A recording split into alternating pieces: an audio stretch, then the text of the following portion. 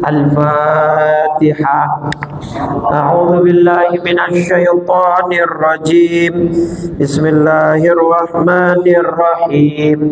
Alhamdulillahi rabbil alamin. Ar-Rahmanir Rahim. Maliki yaumiddin. Iyyaka na'budu wa iyyaka nasta'in. Ihdinas siratal mustaqim. Siratal ladzina an'amta 'alaihim ghairil maghdubi 'alaihim waladdallin. Amin. Bismillahirrahmanirrahim.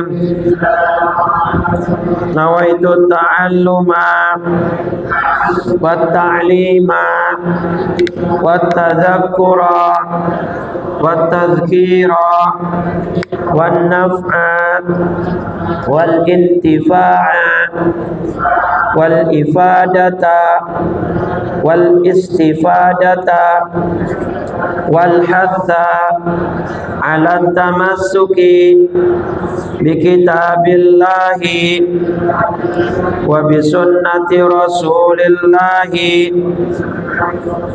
sallallahu alaihi wasallam wa du'a ilal huda wa dalalata alal khair ibtigha'a wajhillahi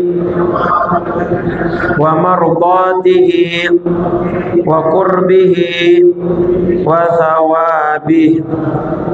Bismillahirrahmanirrahim. Assalamualaikum warahmatullahi wabarakatuh.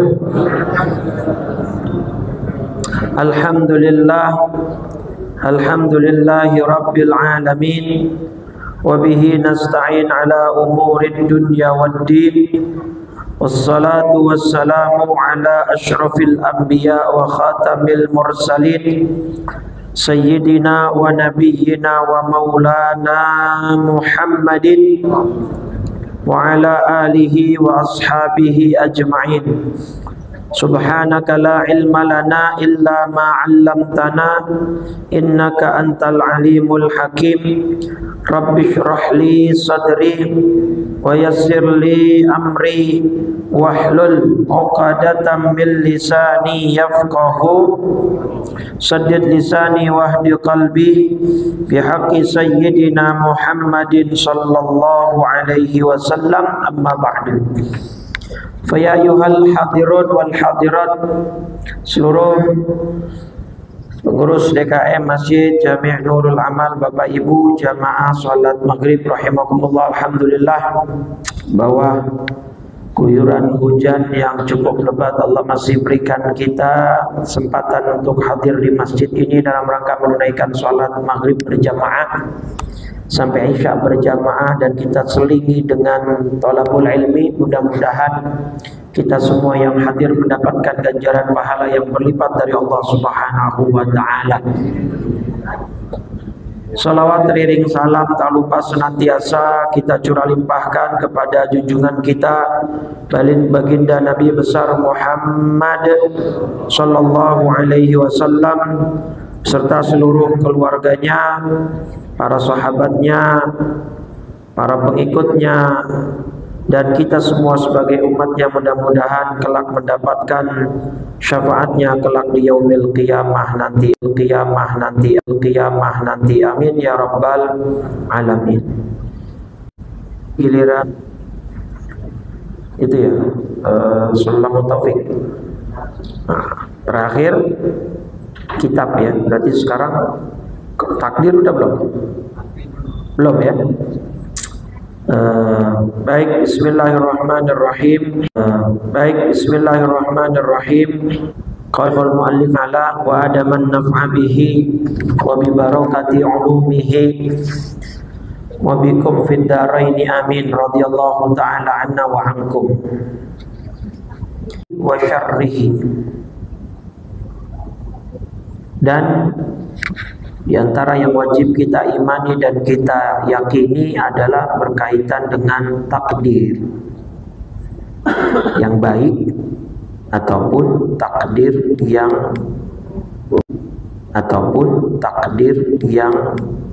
buruk. Sebenarnya gini ya, baik dan buruk itu nisbi, relatif. Ya, sifat dari itu adalah nisbiyun atau relatif. Kita memandang sesuatu baik, tapi kan belum tentu di sisi Allah itu baik. Kita memandang sesuatu buruk, belum tentu juga di sisi Allah itu buruk. Cuma memang kita punya pandangan sendiri. Maka Allah selalu mengingatkan di Al-Baqarah 216. Ya, di sini konteks ayatnya memang tentang perang.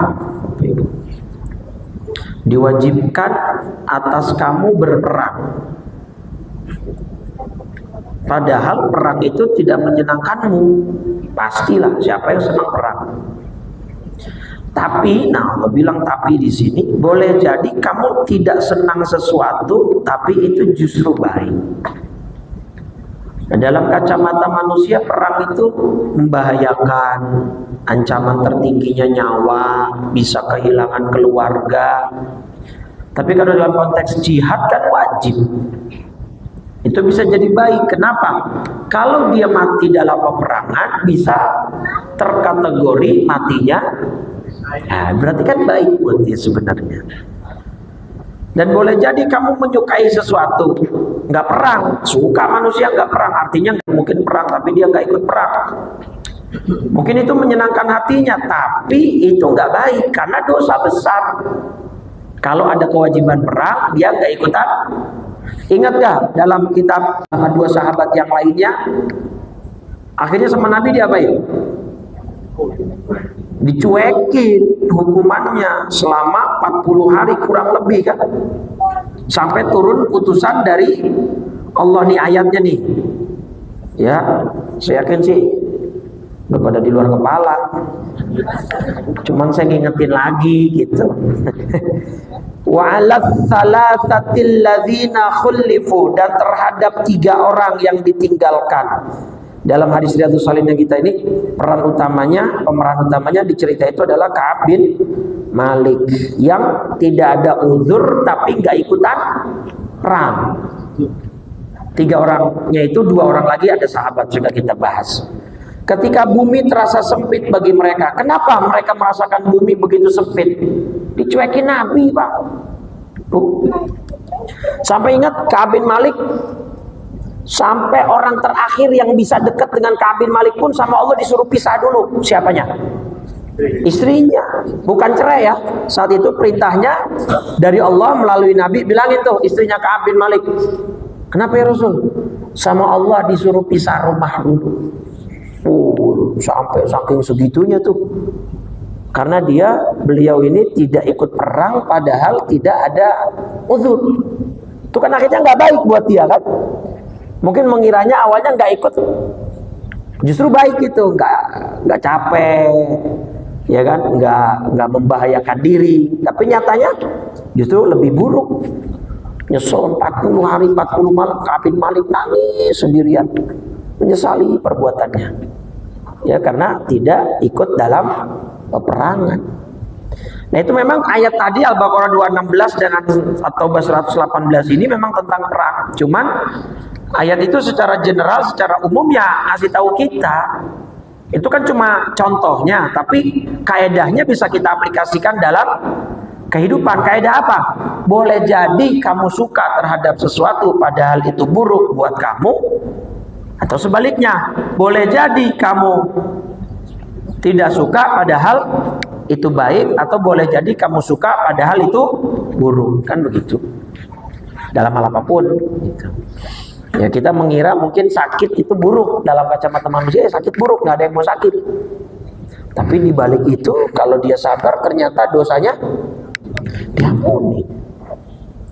ya kan? Kemudian sehat bagi manusia itu baik. Pandangan kita sama orang sehat baik pasti. Tapi ternyata dengan sehatnya dia nggak pakai buat ibadah. Gunung yang ribuan, apa sih satuan gunung MDPL ya? Iya MDPL, di atas permukaan laut kan?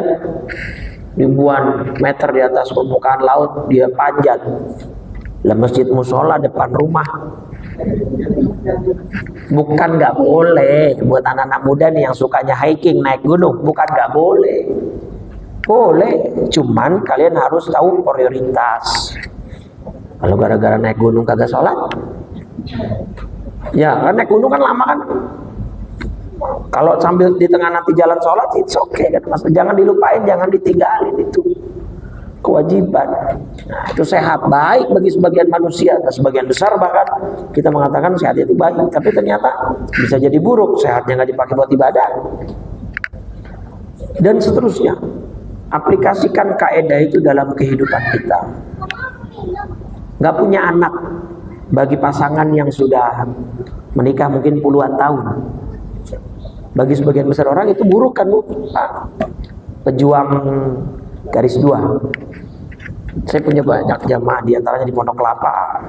Dia kalau cerita suka sampai nangis. Perempuan, ibu-ibu sudah hampir 15 tahun nikah belum dapat keturunan. Bagi sebagian manusia buruk.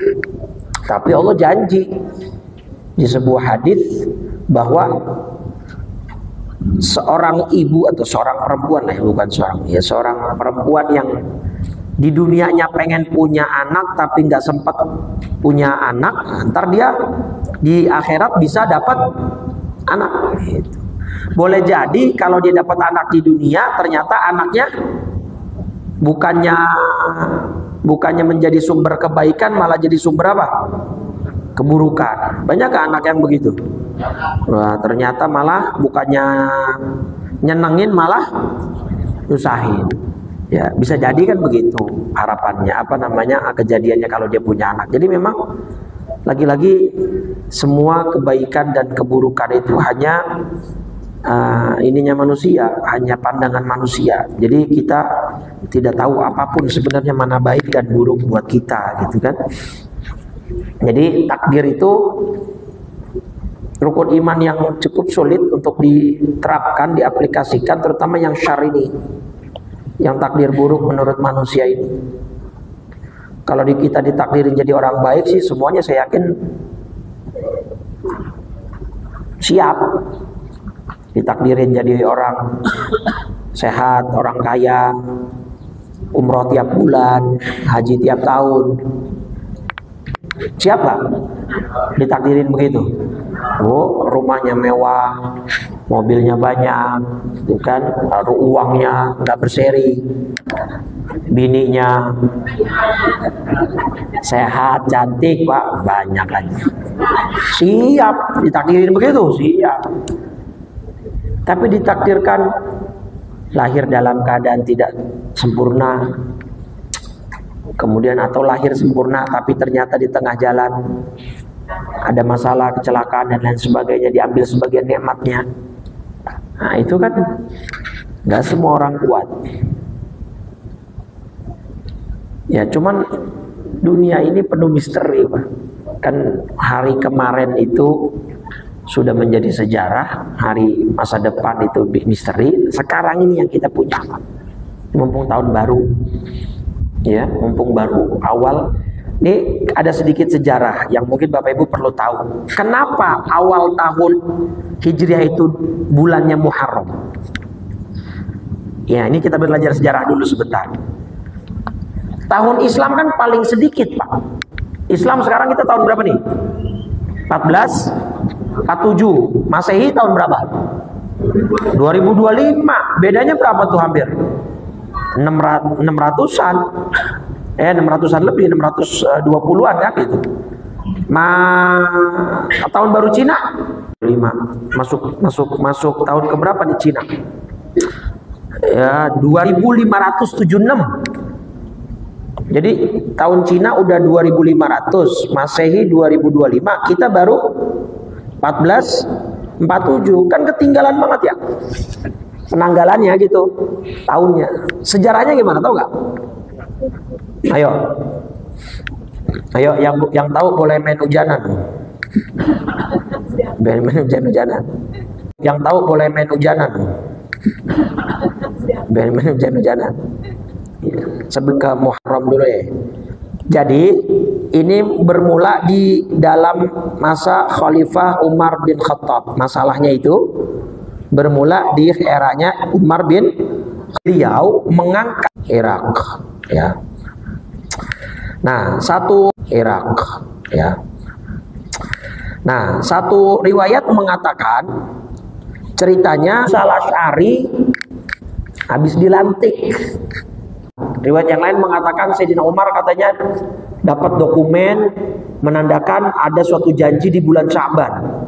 Tapi Sayyidina Umar bingung, Sya'ban bulan Sayyidina Umar bingung, Sya'ban bulan tahun yang kapan ini gitu. Nah, berkumpullah sahabat atas perintah Umar bin Khattab untuk pertama menentukan, yuk kita bikin penanggalan. Diutus, ada yang peristiwa hijrah aja iniannya, patokannya.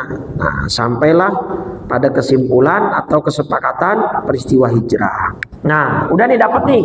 Berarti peristiwa hijrah itu adalah tahun pertama.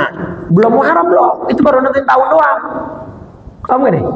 Baru menentukan tahun, bahwa tahun pertama Hijriah itu tahun di mana para sahabat Nabi, yaitu para muhajirin dari dari Mekah melakukan hijrah. Nah, sekarang berdebat lagi masalah bulan pertamanya apa. Nah, bulan pertamanya apa nih? Ada yang bilang Ramadan aja. Kan Ramadan bulan mulia, jadi gampang ingatnya. Satu lagi bilang jangan Ramadan, Zulhijjah. Kenapa? Karena itu orang dari seluruh dunia bakal haji, jadi ngingatnya gampang. Sebagian lagi bilang jangan, udah Muharram aja. Nah, kenapa Muharram? Ada dua alasan. Nih, alasan pertama alasan teologis. Ini bulan Muharram itu bulan di mana orang-orang baru pulang haji. Nah, orang baru pulang haji, notabene dosanya bersih. Nah, maka ketika dosa bersih, waktu yang tepat untuk memulai lebaran baru. Nah, maka dimulailah dari Muharram. Itu alasan pertama. Alasan kedua, bulan Muharram ini bulan tekad dari Nabi untuk hijrah. Jadi bulan Muharram inilah bulan di mana Nabi sudah membulatkan tekad untuk melakukan hijrah. Nah, dengan dua alasan itulah sahabat semua sepakat kita mulai tahun pertama dari peristiwa hijrah dan bulan pertama bulan Muharram. Begitu, Pak. Ya, ini ada di kitab Al-Kamil Al-Kamil fit Tarikh karya Ibnul Athir. Jadi memang kitab sejarah tuh dikupas tuntas di situ oleh Imam Ibnul Athir dalam kitabnya Al-Kamil fit Tarikh, sejarah. Ya, begitu sejarah kenapa ada. Makanya kita telat. Orang Romawi udah punya tanggalan, orang Persia udah punya tanggalan, orang Cina udah punya tanggalan. Kita baru bikinnya ya setelah ada masalah itu. Ini ada surat tapi nggak ada. Kan yang repot kalau masalah utang itu. Nah, kalau masalah utang kan harus dicatat lah. Lu bayar ya bulan Sya'ban, oke lah. Bulan Sya'ban kapan nih? 15 tahun yang akan datang nih. 15 tahun yang akan datang nih. Maka harus apa nakal. Baik. Dah jelas ya. Nah, jadi hijrah kita sekarang bukan hijrah secara fisik. Hijrahnya kita hijrah apa? Hijrah secara maknawi. Kita nggak bisa hijrah secara bukan nggak bisa ya. Takdir lah, kita bahas takdir kan nih. Kalau saya kaitkan dengan bahasan takdir kita harus hijrah secara fikri, secara pemikiran bahwa mulai sekarang apapun yang terjadi itu adalah takdir. Ketika sudah terjadi loh ya. Tapi sebelum terjadi upayakan terbaik. Dalam hal apapun ya. Sakit ya sebelum terjadi ya usahakan makan makanan yang sehat, olahraga. Ya tapi pas olahraga mati misalnya. Bisa jadi. Ya ada kasus yang orang mau nge-gym malah meninggal. Tahu nggak? Yang di Palembang. Ya kasus jadi dia ceritanya mau naik ituan. Mau ngaco bikin konfigurasi tempatnya. Nih, Pak. Ini mestinya kalau treadmill itu madepnya kemari ke kaca. Paham nggak? Jadi orang sambil lari juga bisa sambil ngelihat pemandangan. Kalau dia nanti nyetel ininya terlalu cepat, jatuhnya juga kemari ke tengah. Lah ini treadmillnya madep ke sono, ngebelakangin kaca.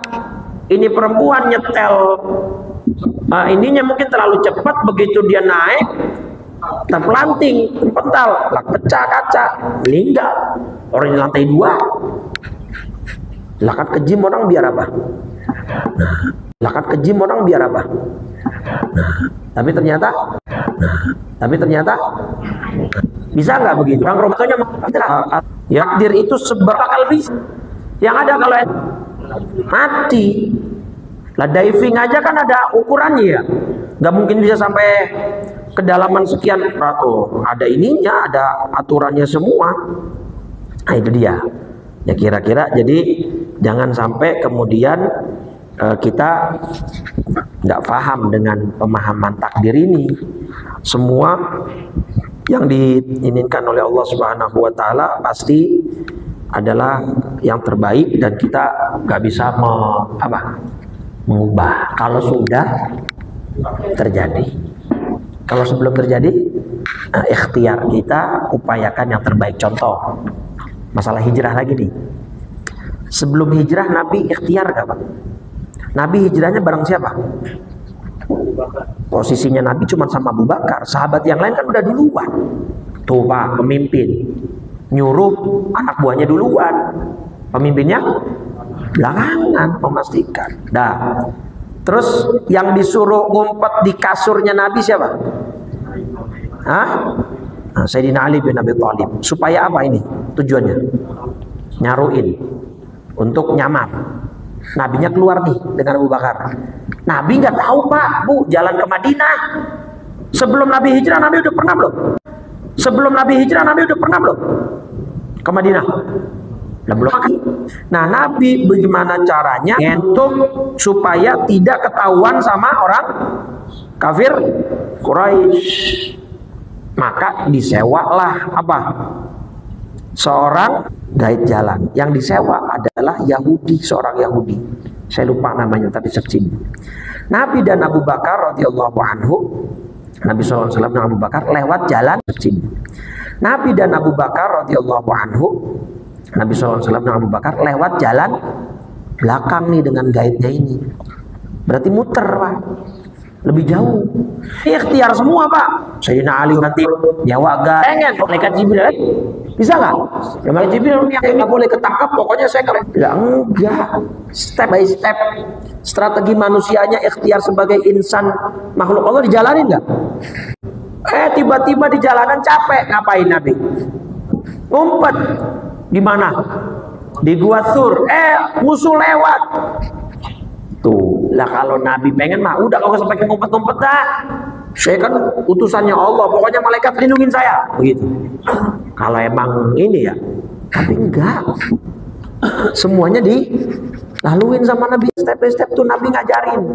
Gak bisa di dunia ini pakai simsalabim, abrakadabra. Gak bisa. Semuanya harus pakai apa?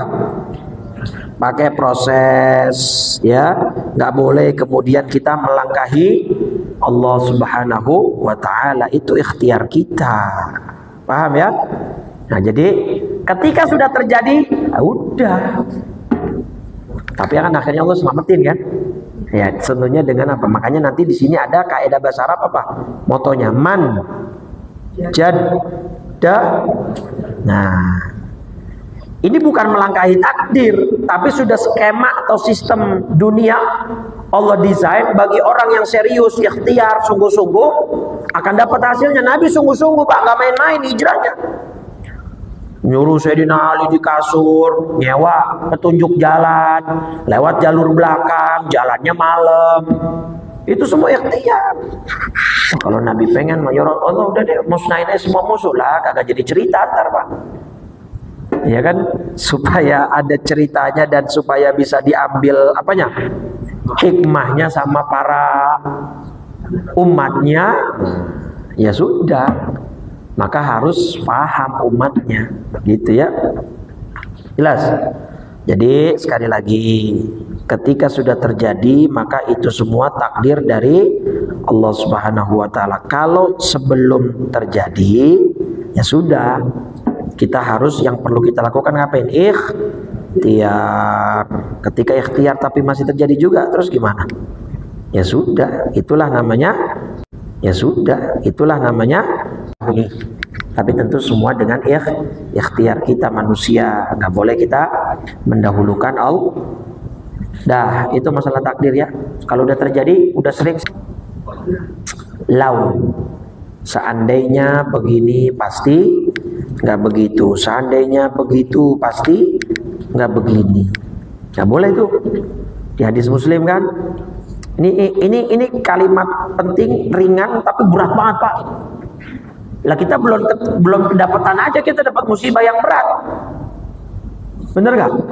Lah kalau dapat hal yang sama gitu. Jadi ketika kayak kita nanti Allah Subhanahu wa taala takdirkan dengan takdir mungkin yang buruk, tinggal gantian orang lain ngingetin kita, jangan begini, jangan begitu.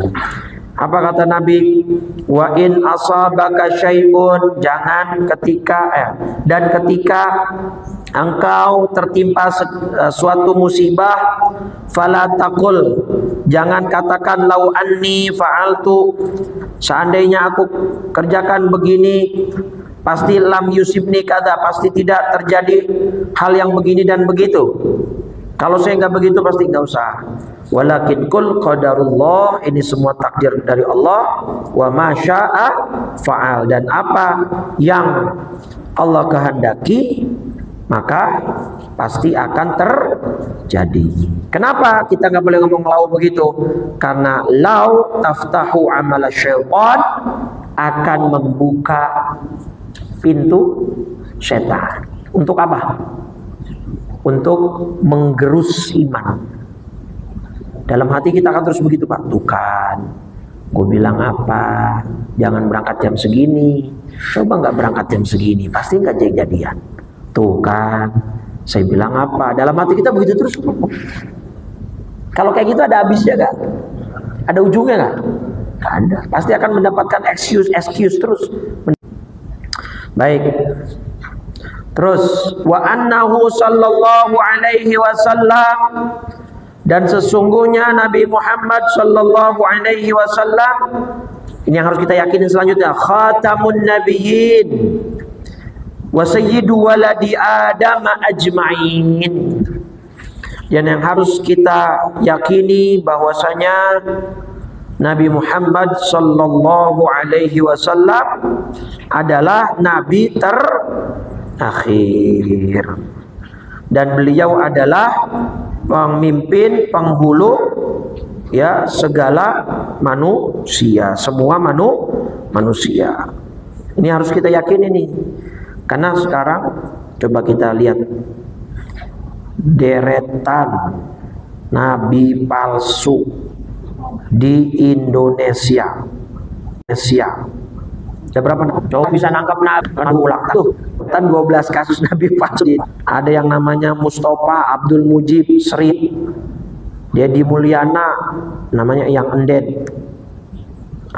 Macem-macem dah. Kalau yang terkenal ya paling sih itu Ahmad Sadek, tuh Mustafa Abdul Mujib Sri Hartatik, dia di Mulyana, namanya Dedi, Nabi Dedi. Asrianti Samuda, Parmin, nama Nabi Parmin. Lah, kagak enak sholawatannya ntar. Allahumma sholli ala Parmin wa ala ali Parmin, lah bagaimana? Ya Allah, macam-macam. Tamat Musadek masuk, Sutarmin lagi tuh. Sutarmin masuk. Kemudian zikrullah masih rada itu. Mangapin si Buaya. Gus Jari bin Supardi, Lia Aminuddin atau Lia Eden ya. Tuh dia tuh. Ya yang hal itu malah iya, janda berusia 67 tahun mengukuhkan dirinya sebagai Mahdi, diklaim bisa meramal kiamat. Sehingga berbagai tokoh penting mulai tertarik mengikuti jejaknya. Tokoh penting loh. Tokoh penting mengikuti jejak langkahnya. Banyak memang saat itu ininya jejaknya. Tokoh penting loh. Tokoh penting mengikuti jejak langkahnya. Banyak memang saat itu ininya. Murid dan Nabi selain Muhammad setelah Nabi Muhammad Shallallahu Alaihi Wasallam. Itu ya bisa sangat membahayakan. Dah, itu dia khatamun nabiyyin, penutup para nabi.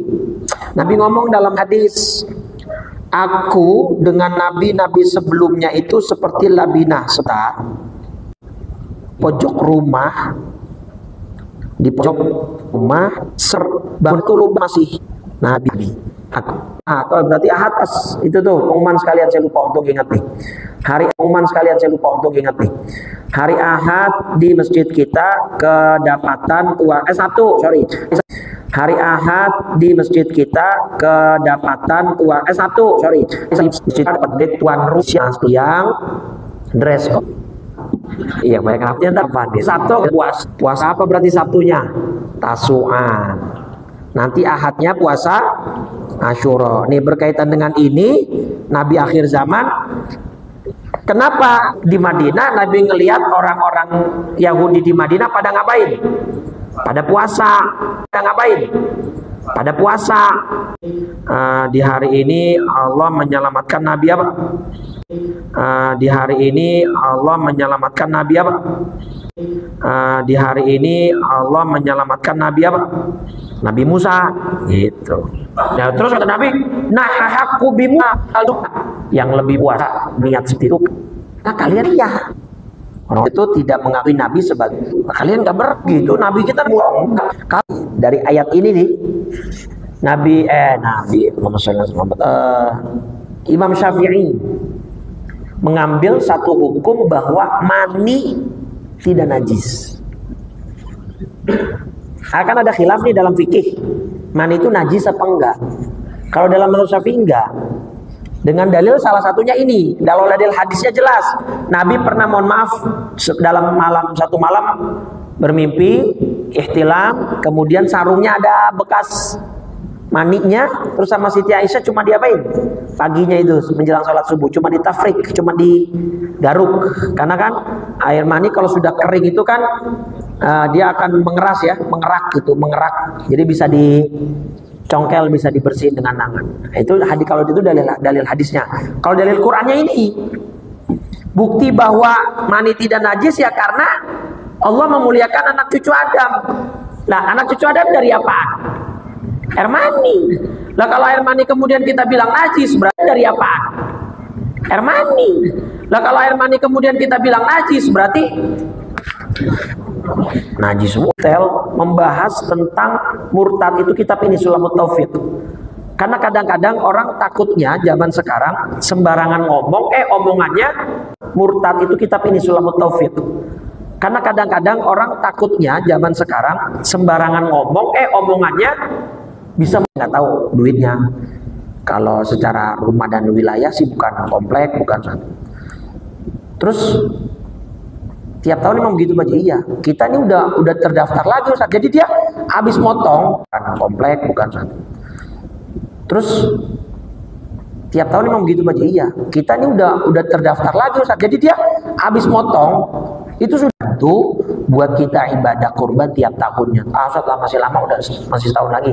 Nah, kebiasaan orang kita kalau ngomong begitu, yang udah-udah mah paham nggak? Nunda-nunda nih kita kebaikan. Udah ntar aja Ustaz, menjelang dekat. Menjelang dekat ada lagi keperluan. Anak masuk sekolah. Ini mau begini begitu, kagak jadi lagi. Udah, jangan dengerin bisikan setan. Udah mulai dari sekarang daftar. Aduh, saya daftar. Daftarnya dulu.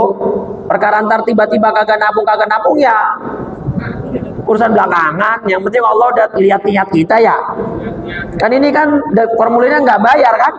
Ngisi formulir gratis, isi aja dulu, ya Allah nih saya niat.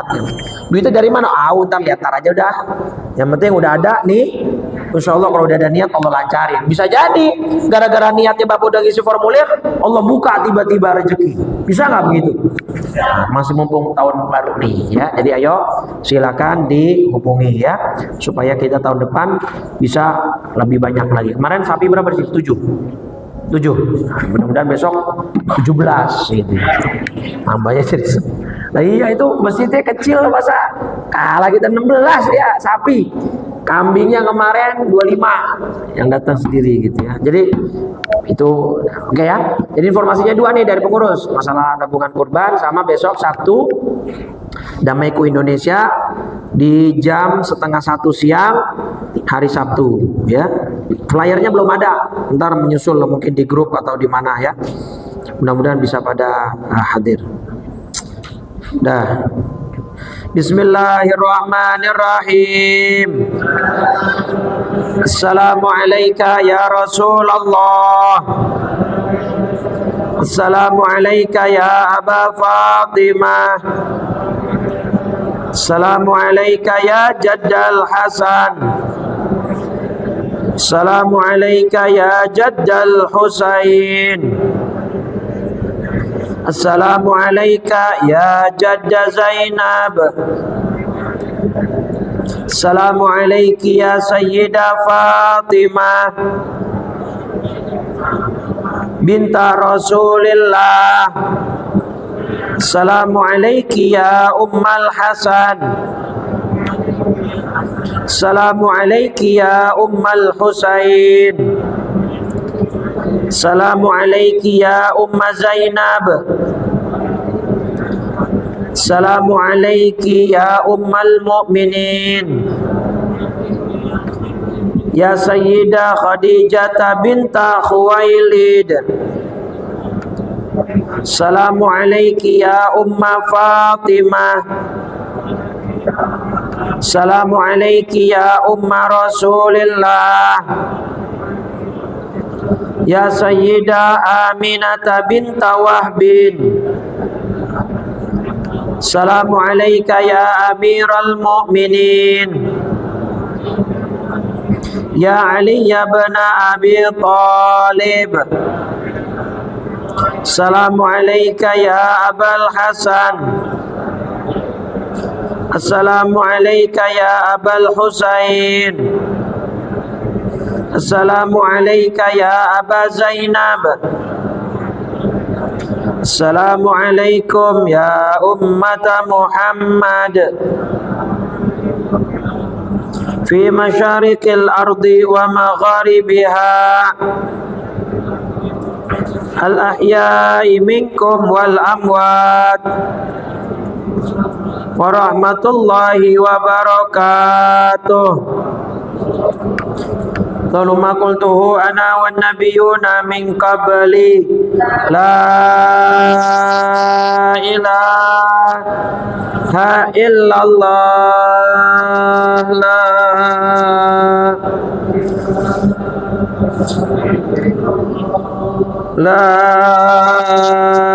ilaha illallah Muhammadur Rasulullah sallallahu alaihi wasallam kalimatu haqqin 'alaiha nahya wa 'alaiha namut wa biha nub'atsu insyaallah taala minal aminin. Alhamdulillah rabbil alamin. Allahumma shalli ala sayyidina Muhammadin wa ala sahbihi ajma'in. Allahumma afafa wal ghina. Allahumma ati nufusana taqwaha wa zakkiha anta khairu man zakkaha anta waliyuha wa maulaha bi rahmatika ya arhamar rahimin. Rabbana zalamna anfusana wa illam taghfir lana wa tarhamna lanakunanna minal khasirin. Rabbana atina fid dunya hasanah fil akhirati hasanah wa qina adzaban nar. Sallallahu ala sayyidina Muhammadin wa ala alihi wa sahbihi wa sallam. Walhamdulillahi rabbil alamin. Subhanakallahumma wa bihamdika asyhadu an la ilaha illa anta astaghfiruka wa atubu ilaik. Wal 'afwu minkum. Assalamualaikum warahmatullahi wabarakatuh.